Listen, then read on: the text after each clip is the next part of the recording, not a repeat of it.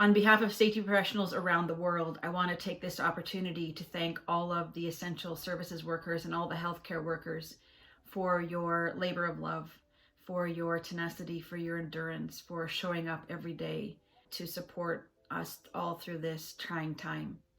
As a safety professional, my deepest passion is to have an impact on sending workers home safe and healthy to their families at the end of the workday and fostering more reverence for life. So you all deserve to go home safe and healthy to your family at the end of all of this. And in order to do that, all my experience tells me that it's going to depend on you deeply fostering reverence for your own life. You're really going to be called for deep self-care for yourself so that you can show up, take care of others, and return home safe at the end of this. As safety professionals, our job is to identify and control hazard. In this environment, we have two hazards. One is the external hazard of the virus, and the other is the internal hazard of our fear, our anxiety, and our stress. And they're both equally as deadly. One may be more deadly than the other. So when we're looking at assessing the risk of hazard, we consider frequency, how often are we exposed to the hazard, probability, what's the likelihood of us actually suffering harm, and consequence, what's the worst that can happen, how bad is it likely to be. So when it comes to frequency, you're exposed on a pretty regular basis. There's not a lot of control over that. But what we do have a tremendous amount of control over is consequence and probability. What's the likelihood that you could be infected, and what's the severity of that? And that's going to be directly related to your own immune systems. So when we look at controlling hazard, we use a hierarchy of controls. And the first option would be to eliminate the hazard altogether. So we can't eliminate the virus, but we can certainly work on suppressing our fear and our anxiety, our stress. The next thing we look at is engineering controls, engineering out the hazard. Beyond that, we're looking at administrative controls. Those are things like safe work procedures, standard operating procedures. So I really encourage you, where you have safe work procedures established in your facilities, it's really important that they're followed. It's really important that they're trained so that people understand them.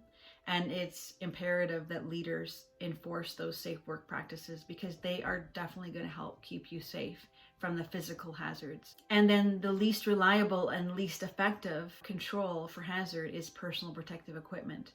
So we know that we're having a challenge sourcing personal protective equipment, and that is really important. And the other thing we want to talk about is our emotional and our mental protective equipment. So certainly wear your physical protective equipment where you can, but really, really practice emotional and mental protective equipment. You are ingrained with it. So for example, fatigue can be as impairing as alcohol. So if you go more than 24 hours without sleep, it's like being at 0.01% alcohol, and 0.08 is the legal limit. So it's important to be really getting good rest. And the other thing to consider, it's understandable that there's going to be fear and anxiety. There's a lot of information about limiting our exposure to the news and managing our emotions. I'd really, really encourage you to learn how to use your body to manage your emotions. For example, when the hormones of stress are running, you're going to be producing more adrenaline and cortisol in your body and in your tissues. That's going to harden your tissues, and it's going to make people more likely to experience musculoskeletal injuries.